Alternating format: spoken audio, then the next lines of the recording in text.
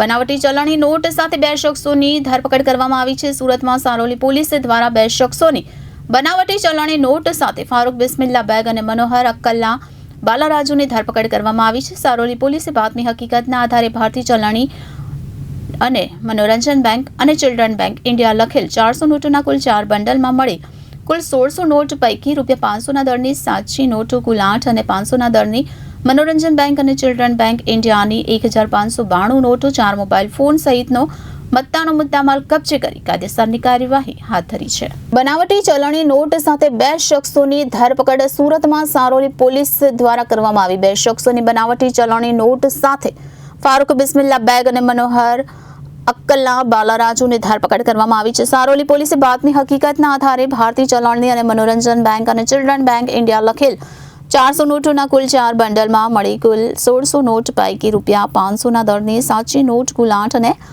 500ના દરની મનોરંજન બેંક અને ચિલ્ડ્રન બેંક ઇન્ડિયાની 1592 નોટો 4 મોબાઈલ ફોન સહિતનો મત્તાનો મુદ્દામાલ કબજે કરી કાયદેસરની કાર્યવાહી હાથ ધરી છે।